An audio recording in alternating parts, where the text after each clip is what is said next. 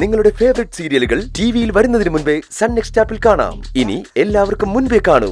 ഇപ്പോൾ തന്നെ sun next app download ചെയ്ത് സബ്സ്ക്രൈബ് ചെയ്യൂ. നീ ഇങ്ങനെ ശരിക്ക് വേണ്ടി നാ ഉയർത്തിയത്. നിന്നെ ചതിക്കാൻ നോക്കിയവരുടെ യഥാർത്ഥ മുഖം മനസ്സിലാക്കി നീ പ്രതികരിക്കാൻ തുടങ്ങിയല്ലോ. സന്തോഷമായി എനിക്ക്. ആന്റി എന്തിനാ ഇങ്ങനെ ഇരുതിയിൽ എണ്ണ ഒഴിക്കാൻ നോക്കുന്നത്? ഓ, ഉള്ള കാര്യങ്ങൾ പറയുമ്പോഴേ ഞാൻ എണ്ണ ഒഴിക്കുന്നതായിട്ട് തോന്നുകയും ആ തീയേറ്റ് നിനക്ക് പൊള്ളുകയും ചെയ്യും. ഇവനെ എങ്ങനെയെങ്കിലും എന്റെ നിധിയുടെ ശത്രുവാക്കി എടുക്കണം. അതല്ലേ നിങ്ങളുടെ ഉദ്ദേശം?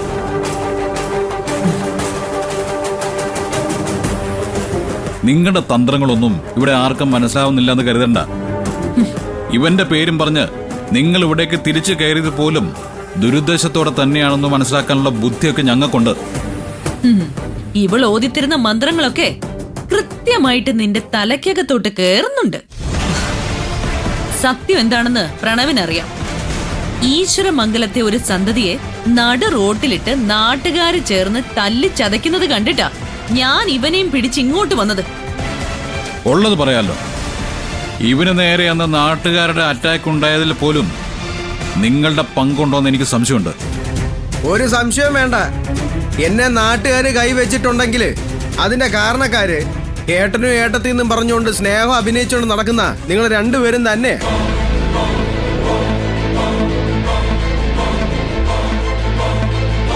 ഒരു പെണ്ണിനെ കെട്ടിയെഴുന്നള്ളിച്ച് കൊണ്ടുവന്നിട്ട് എന്റെ മുന്നിൽ പ്രണയം അഭിനയിപ്പിച്ച് നിങ്ങളുടെ ചരടിൽ എന്നെ കുരുക്കിയിട്ട് ആടിച്ചതും പോരാഞ്ഞിട്ട് അവസാനം അവള് വിളിച്ചിട്ട് ഫോൺ എടുക്കുന്നില്ല എന്ന് പറഞ്ഞ് ഞാൻ സങ്കടപ്പെട്ടപ്പോഴെങ്കിലും നിങ്ങൾക്ക് എന്നോടൊന്ന് തുറന്നു പറയായിരുന്നില്ല ഈ കാര്യങ്ങള്.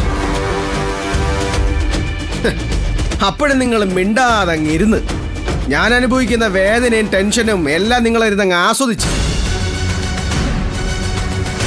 ഐശ്വര്യ എന്ന് പറയുന്ന പെണ്ണ് ഫേക്കാണെന്ന് ഒരു വാക്ക് എൻ്റെ അടുത്ത് പറഞ്ഞിട്ടുണ്ടായിരുന്നെങ്കിൽ അവളെ അന്വേഷിച്ച് ഞാൻ അവിടെ പോവായിരുന്നു.